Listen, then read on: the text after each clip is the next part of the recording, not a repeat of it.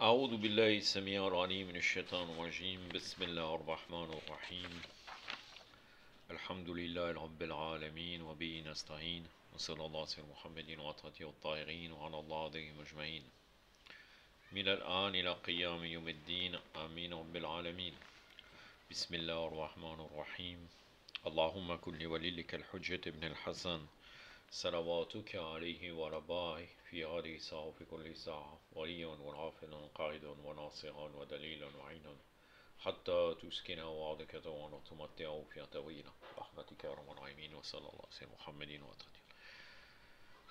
Commentaire de Anotba, 65e partie, et la dernière, après peut-être 3 ans de série à peu près. Alhamdulillah, nous avons parachevé cette série. Une vidéo que j'ai intitulée Les récits coraniques et leurs liens avec l'imam Mehdi al-Fajr. Je vais vous exposer ce qu'a dit Cheikh Mohamed Sanad comme à notre habitude et à la fin je ferai une petite conclusion sur la totalité de la série Bidnillah. Je commence. La Raïba est connue par les actions secrètes et cachées et d'un autre côté il y a la responsabilité générale. Il y a plusieurs versets qui viennent éclaircir la vérité de l'imam Mehdi al-Fajr, sa voix et sa méthode. Il y a une base coranique venant des Ahlul Bayt alayhim salam qui dit que tout ce qui concerne les histoires des prophètes alayhim salam ajma'in, des envoyés, ça concerne un sujet.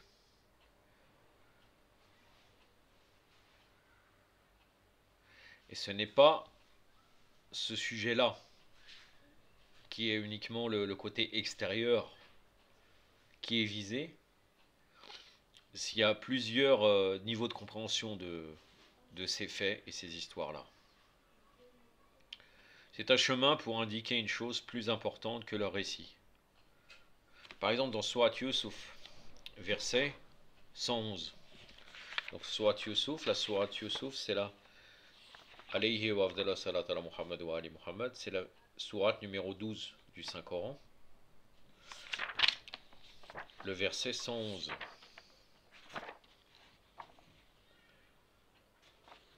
Donc, c'est le dernier verset. Je vous cite uniquement le début du verset. Il y a dans ces récits un enseignement pour ceux qui sont doués d'intelligence. Ba'da'oudhu billahi samir al-alim minash shaitanir rajim. Laqad kana fi qasasihim ibratun li ulil albab. Sadaqallahu al-aliyyul azim. Il a indiqué que dans ces récits un enseignement pour ceux qui sont doués d'intelligence. Un enseignement, une voie. Il est rapporté par Ahlul Bayt alayhim salam que tout ce qu'il y a dans le Coran de salut et de louange, c'est à nous, c'est-à-dire nous, Ahlul Bayt alayhim salam. C'est une allusion à nous, alayhim salam, ajma'in. C'est une base dans le commentaire coranique. Beaucoup sont inattentifs à ça, ils croient que c'est du tawhid. Alors qu'en vérité, le tawhid de toute façon, même d'après qu'on avait expliqué dans une vidéo précédente, le tawhid c'est le véritable sens en réalité, le sens premier. Alors qu'en vérité là le tawhid, ce qu'on appellerait le tawhid pour certains, ça concerne le sens extérieur, zahir du Coran. Les récits des prophètes, des vertueux, sont des signes, des leçons. D'après plusieurs versets coraniques, vous pouvez chercher, vous trouverez que vous cherchez le terme récit, ou bien des leçons aïbra, ou haya, c'est-à-dire dans ces récits il y a des signes, et voilà vous verrez que à chaque fois des signes, des leçons dans ces récits. Aussi d'après Ahlul Bayt alayhim salam, tout ce qui est évoqué dans le Coran comme péché, Pharaon, Nemrod, Qaroun, Samiri, c'est sur les ennemis de Ahlul Bayt alayhim salam. Qui est le Samiri et son veau dans cette Ummah? Vous savez bien que c'est Abu Bakr et Omar, l'arnatullah alayhima.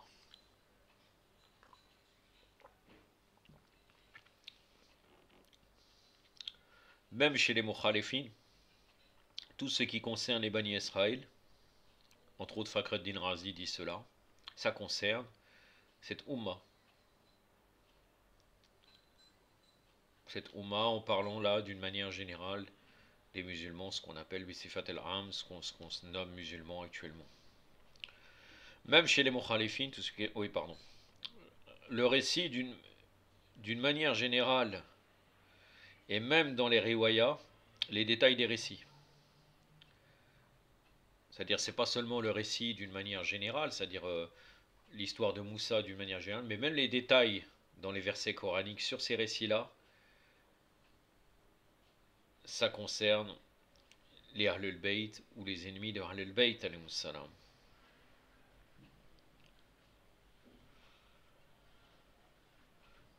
Même le mal, le minhaj de Pharaon, la'natullah alayh, l'Égypte, cité dans le Coran. Cette Ummah est éprouvée par celle-ci, par ce minhaj qui a été instauré. Le minhaj du Tarout, cette Ummah est éprouvée par celle-ci, est éprouvée par celle-ci. Le commentateur du Coran qui n'applique pas cette base est à côté de l'explication du Coran. Son commentaire ne sera que partiel, il ne comprend pas l'organisation du Coran. Beaucoup de commentateurs sont comme ça. Avec cette base, on peut comprendre facilement le lien entre les versets coraniques et l'imam Mahdi, bien entendu en connaissant les riwayas sur l'imam Mahdi, en connaissant quelque chose sur l'imam Mahdi, sinon on ne pourra pas voir à travers les versets coraniques l'imam Mahdi. Donc il faut avoir une connaissance sur l'imam Mahdi pour pouvoir déceler dans les versets coraniques l'imam Mahdi, bien entendu. L'extérieur du Coran est le prophète, sallallahu alayhi wa sallam, l'imam Ali alayhi salam. On doit dévoiler la personnalité de l'imam Ali à travers l'extérieur du Coran. On a des récits des prophètes précédents pour comprendre l'imam Ali alayhi salam dans le Coran. Ou le Seigneur des prophètes, sallallahu alayhi wa sallam. Allahumma salli ala Muhammad wa ali Muhammad wa la jal farajahum wa al-anadu. Aussi, on doit à travers les récits du Coran expliquer Fatima az-Zahra alayhi salam à travers celui-ci. L'extérieur du Coran est l'imam Hassan al-Mushtaba alayhi salam. L'extérieur du Coran est le Seigneur des martyrs alayhi salam. La base de l'extérieur du Coran, l'imam Zayn al-Abidin alayhi salam. L'extérieur du Coran est l'imam Baqir alayhi salam. Baqir al-Ulum. L'extérieur du Coran est l'imam Sadiq Ali Muhammad. Allahumma salli ala Muhammad wa ali Muhammad wa la jal farajahum wa al-anadu. L'extérieur du Coran est l'imam al-Khazim al-Bayt alayhi salam. L'extérieur du Coran est l'imam Ali ibn Moussa alayhi salam. L'imam Reda a dit alayhi salam, l'histoire de Youssouf alayhi wa afdallah salat alayhi Muhammad wa ali Muhammad est à moi, c'est-à-dire me concerne. La vérité sur l'histoire de Youssouf, c'est exposer le minhaj de Nabi Youssouf, c'est exposer le minhaj de l'imam Reda alayhi salam. L'extérieur du Coran est l'imam Jawad. Le verset de la sourate 5, verset 110.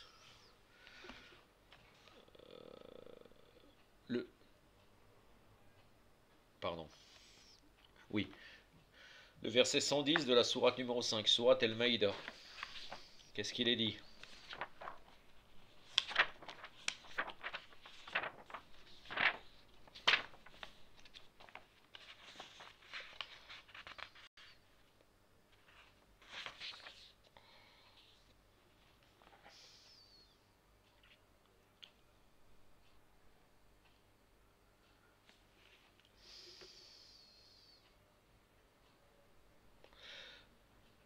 Au milieu du verset, tu parlais aux hommes au berceau, tout comme à ton âge adulte, lorsque je t'enseignais le livre, la sagesse, la Torah et l'Injil.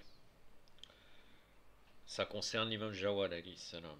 Mais vu son âge très jeune, notamment sur l'imama.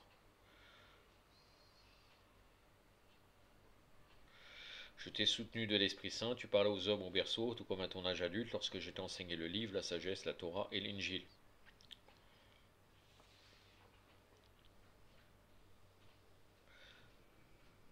أعوذ بالله السميع العليم من الشيطان الرجيم إذا أيدتك بروح القدس تكلم الناس في المهد والكهل وإذ علمتك الكتاب والحكمة والتوراة والإنجيل صدق الله العلي العظيم.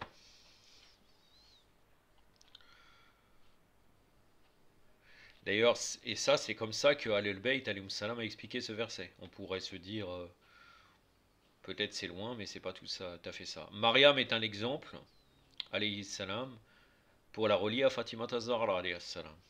L'extérieur du Coran est l'imam al-Hadi alayhi salam. Il faut comprendre Ahlul-Bayt alayhi salam avec l'extérieur du Coran. Et la meilleure compréhension d'Ahlul-Bayt alayhi salam, c'est de commenter Ahlul-Bayt par le Coran.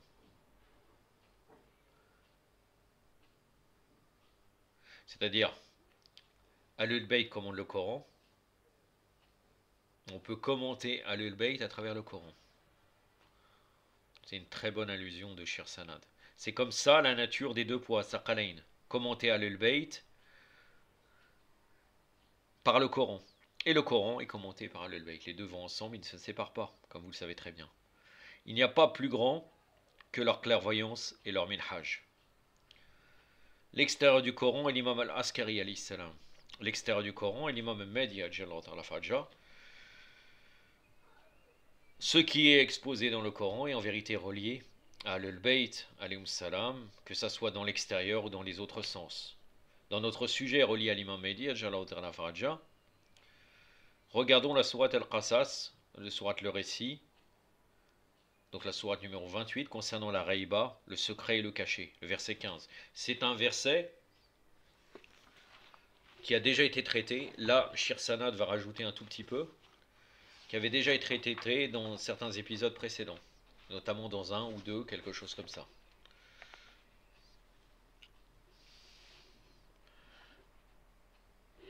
Que nous dit le verset 15? Et d'ailleurs,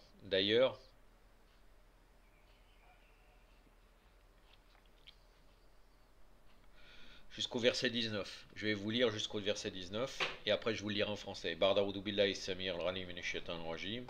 Wa dakhala madinata ala hina ghaflatin min aliha fawajadaha fiha rajulain yaqtalinani hada min shi'atihi wa hada min aduwihi فاستغاثه الذي من شيعته على الذي من عدوه فوكزه موسى فقضى عليه قال هذا من عمل الشيطان إنه عدو مضل مبين قال ربي إني ظلمت نفسي فاغفر لغفار له إنه هو غفور رحيم قال ربي بما همنت علي فلن أكون زهرا للمجرمين فحسبها في مدينة خائفا يترقب فإذا الذي استمسره بالعمس يستغيه قال له موسى إنك لغاوي المبين فلما أن أراد أن يبتس بالذي هو عدو لهما قال يا موسى أتريد أن تقتلني كما قتلت نفسا بحمس إن تريد إلى أن تكون الجبار في الأرض ولا تريد أن تكون من المصلحين صدق الله العلي العظيم.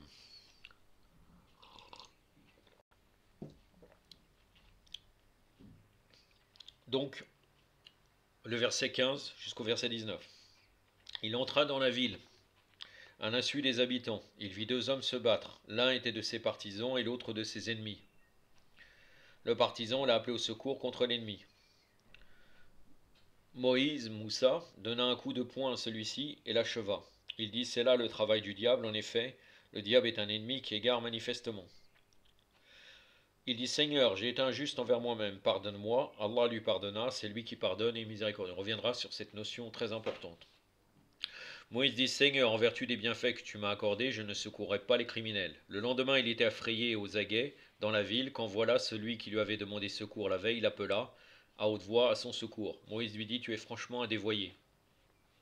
Quand il voulut porter un coup à leur ennemi commun, celui-ci dit, Moïse, veux-tu me tuer, comme tu as tué un homme hier? Tu ne veux être qu'un tyran sur la terre et tu ne veux pas être du nombre de bons réformateurs.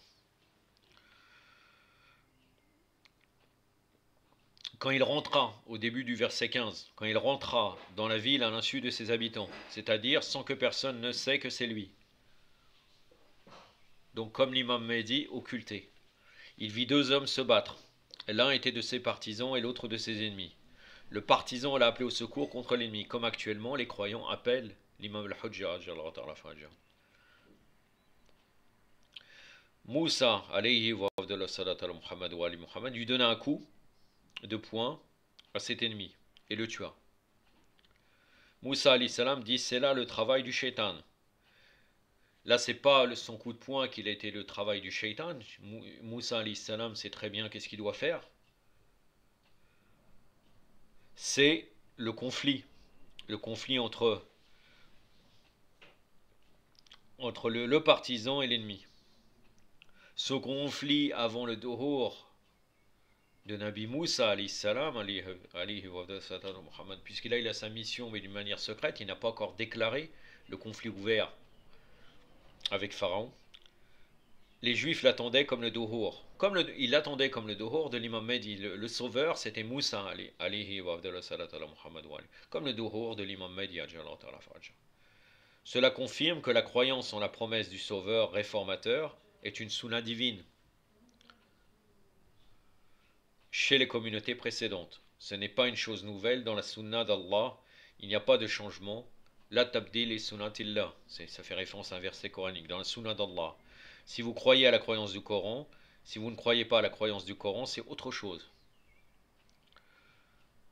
L'attente de la promesse du Sauveur est une croyance originelle dans le Coran, dans les communautés précédentes. Le conflit entre les partisans et les ennemis fait partie du travail du diable dans l'époque de la Raïba, car ce n'est pas l'époque, ce n'est pas le moment.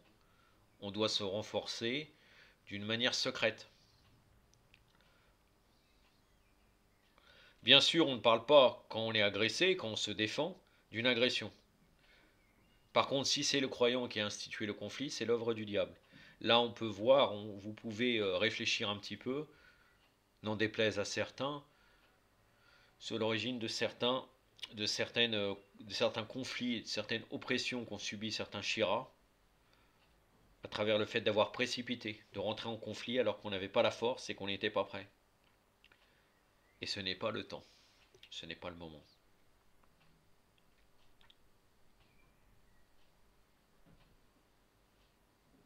Le croyant doit être miséricordieux avec le croyant en préparant une force pour lutter contre les agressions. C'est-à-dire que ça fait partie de la miséricorde envers les croyants de préparer une force contre les agressions du parti adverse. C'est pour ça que Moussa alayhi salam, quand il l'a appelé son partisan, il est venu l'aider. Le prophète sallallahu alayhi wa sallam, l'imam Ali alayhi salam, Al-Hassan et Al-Hussein, salawatullah alayhima, n'ont jamais débuté la guerre.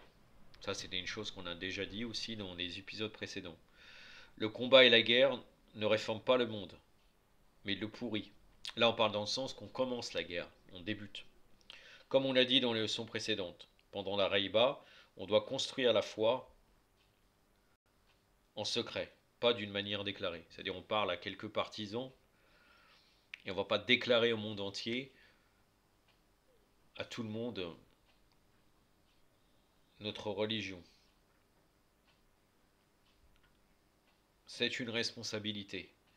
Moussa alayhi salam a dit, Seigneur, j'ai été injuste envers moi-même. Pardonne-moi. Dans les hadiths de Ahlul Bayt, ce verset est expliqué par le fait que Nabi Moussa alayhi wa Muhammad a été injuste envers lui-même par le fait qu'il est rentré dans la ville des ennemis alors que c'est un danger pour lui-même. Il n'aurait pas dû, car ce n'est pas le moment. Pardonne-moi dans le sens couvre-moi de ta protection, dans l'exposition de notre religion.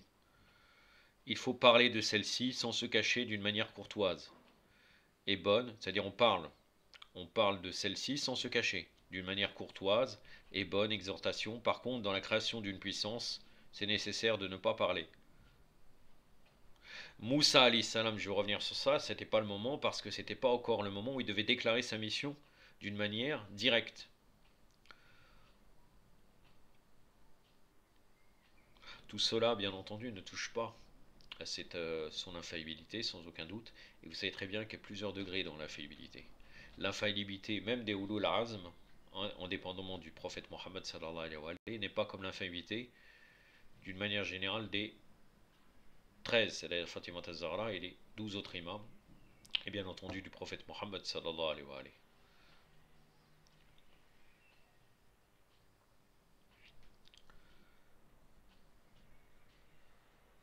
Donc le fait de préparer une puissance contre les ennemis, cela se fait en secret pendant l'occultation.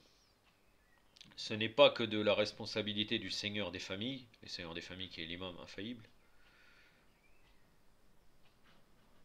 Rabbul Hal, c'est comme ça, Hali qu'il a dit, Shir Sanad, qui est l'imam infaillible, mais de toutes les familles de croyants.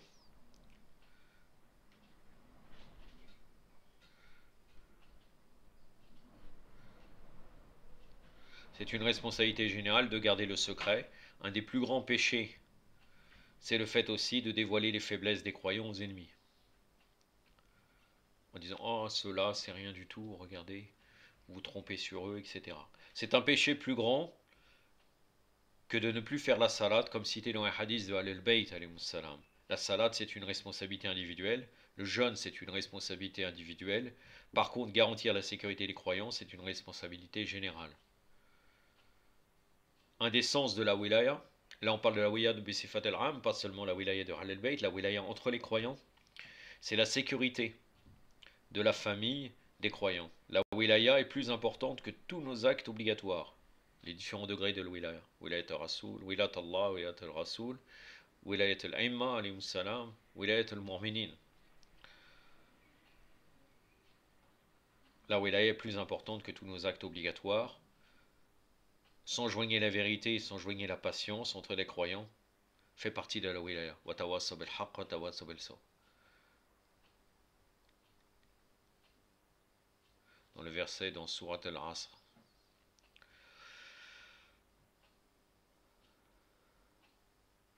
Car la wilaya est envers Ahlul Bayt et les partisans de Ahlul Bayt alayhum salam. La wilaya a été ordonnée à toutes les époques plus que toutes nos actions. Tuer ou emprisonner, extérieurement ou intérieurement entre croyants, c'est pire que de délaisser la salat. Intérieurement, c'est-à-dire au niveau de la pression, de ne pas laisser le croyant tranquille à l'intérieur. On le tue intérieurement, on l'opprime, on l'emprisonne. C'est pire que de laisser la salat. Vous devez réfléchir aussi sur certaines personnes qui seraient croyants, certaines personnes qui prétendent avoir fait des États, qui prétendent qu'ils sont des chiites, qui des fois tuent ou emprisonnent d'une manière directe extérieurement ou intérieurement au nom de leurs principes.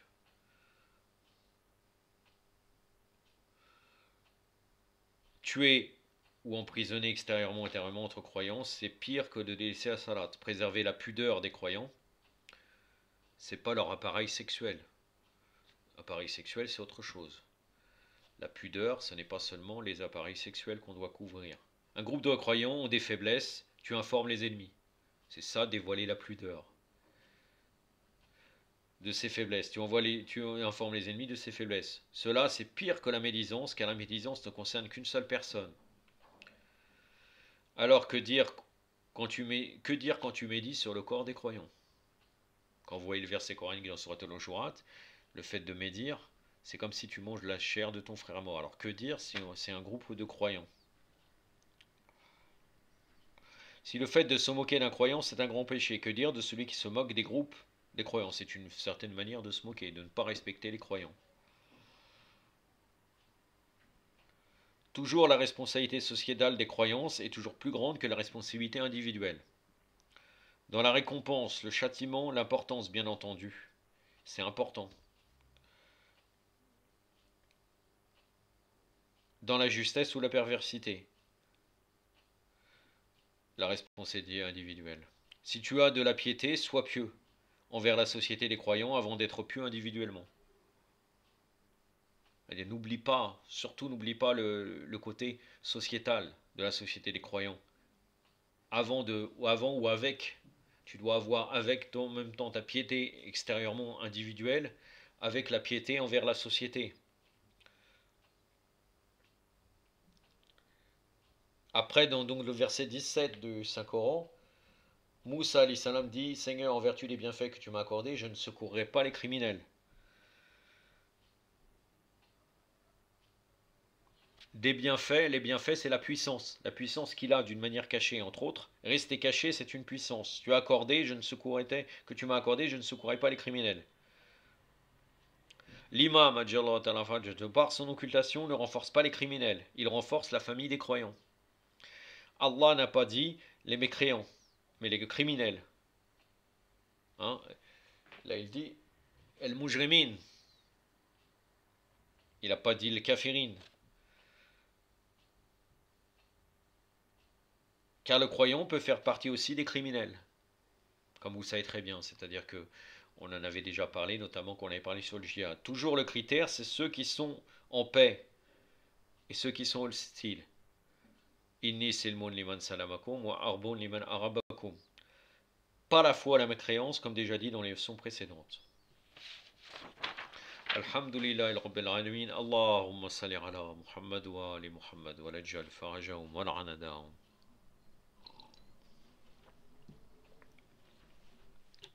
Alhamdulillah, j'ai terminé cette série. Peut-être certaines personnes se disaient qu'on va jamais terminer. En fait, Shir Sanad, j'ai vu récemment, il y a 2-3 jours, son direct. Il continue à parler de l'imam Mahdi.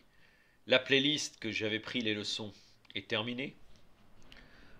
Je dois bien entendu conclure. Je ne vais pas attendre qu'il rajoute et refaire encore d'autres épisodes. Je pense que d'une manière générale, tout a été clair. Si nous devons résumer d'une manière de mémoire, on pourrait dire qu'on pourrait parler de trois parties qu'on peut peut-être diviser, mais d'une manière générale, nous avions commencé au départ par citer le Dora Notba, les sources, etc. Ça ne le met pas dans les parties. Et après, on avait démontré à travers même notamment le Dora Notba. Là, bien entendu, on pourrait me dire, je n'ai pas parlé toujours du Dora Notba, mais en fait, Shir Sanad, si vous avez suivi depuis le début les leçons de Dora Notba, disait bien que le Dora Notba, vous allez le retrouver ailleurs notamment, mais c'est un exposé de croyances. Et en fait, c'est comme ça qu'il a, en s'inspirant du Dora Notba, et parfois en citant des passages directement, dévoilé le système mardawite et toute la cause mardawite. Bien entendu, son exposé peut être soumis à l'erreur, sans aucun doute, comme moi aussi, avec mes commentaires. Mais d'une manière générale, je ne pense pas qu'il aurait dit des choses qui seraient complètement incohérentes. Franchement, j'ai vraiment vu on pourrait dire la puissance de ce cher, mashallah, qui est un marja. Et hamdullah, il est bien dans la croyance de Ahl al-Bayt, d'après ce que, sans aucun doute, je constate. Donc, il était évoqué les sources de l'imam Mahdi, les sources du Dora Notba. Puis par la suite, en citant certains passages du Dora Notba, il avait été fait mention de Notba, c'est-à-dire là la cicatrice. Dora Notba, ça veut dire la cicatrice, littéralement. Le Notba des prophètes, des imams, notamment en particulier l'imam Sadiq alayhi salam, et le fait que tous les imams réclamaient l'imam. On va pas revenir, on explique pour quelles raisons, c'est expliqué dans la série. Après, on pourrait dire qu'on a été dans un sens sur certains versets coraniques pour donner le sens de la Reiba et du Dohor d'une manière un peu plus approfondie que ce qu'on connaît. Et par la suite, énormément de passages de Shir Sanad étaient consacrés à la cause mardawite. Le fait que normalement, on devrait créer des institutions, propager la cause mardawite. Et sincèrement, d'une manière personnelle, je suis totalement à côté de ce qu'il a dit. Je suis muqasser, sincèrement, sans aucun doute, sur différents niveaux, qu'il soit le niveau individuel ou sociétal. Et pour moi, ça n'engage qu'à moi mes paroles, je pense vraiment que en très grande, d'une manière très générale et en très grand nombre, les chiites ne sont pas à la hauteur par rapport à ce qui devrait être par rapport à l'imam Mahdi. D'ailleurs, Shir Sanad le dit très très bien. Il dit que si vraiment on arrive à conscientiser les gens et que les gens sont conscients, et en particulier, bien entendu, la famille de croyants, les Shirat al-Bayt, l'imam ressort. L'imam sort. Mais on ne voit pas de. Personnellement, je ne vois pas d'amélioration. Peut-être je me trompe. Inch'Allah, j'espère qu'Allah Azzawajal nous sort de cette non-prise de conscience, cette inattention, pour qu'on prenne conscience et qu'on vraiment conscientise l'humanité entière sur la cause de l'imam Mahdi. Et Inch'Allah, le Doho Mubarak arrivera. J'en ai terminé totalement. Je voudrais vous dire aussi que prochainement, je me consacrerai surtout à des audios. Bon, de toute façon, si vous voyez toutes ces vidéos, généralement c'était des vidéos filmées. Je vais me consacrer beaucoup sur les audios. Car parfois, quand je lis, ça peut être un peu lourd. Si je ne... Là, c'est un peu dans le langage parlé, puisqu'en fait, c'est la retranscription, et donc je rajoute quelque chose. Mais parfois, je lis des passages importants, que je juge importants, je regroupe des informations. Et je pense pas que c'est nécessaire qu'on soit filmé pour cela. J'ai une idée d'une série qu'il faudra que je travaille, je ne vous en parle pas. Ça dépassera pas 10 épisodes, là, je vais voir ce que je peux faire. Et d'une manière générale, actuellement, on peut dire que je suis dans quelques passages de lecture dans les hadiths de Tafsir Hassan Askari que je vous relaterai. Certains éléments historiques, dont certains éléments historiques que j'avais déjà parlé, que je vais rajouter quelques éléments. Une certaine vérification sur le récit de l'imam Hossein sur un détail que je vous porterai. Et bien entendu, ça d'une manière générale que je continuerai, c'est la lecture des inepties des mukhalifines, en particulier les salafistes, puisque actuellement je me suis vraiment orienté sur ça. Il y a un frère, machallah, je le remercie très fortement. Il m'a envoyé 2000 livres salafistes, notamment avec leur fatwa.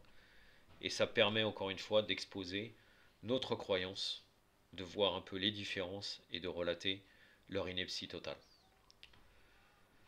Voilà, أكتفي بهذا القدر وصلى الله على سيدنا محمد وأطهر الطاهرين والسلام عليكم ورحمة الله.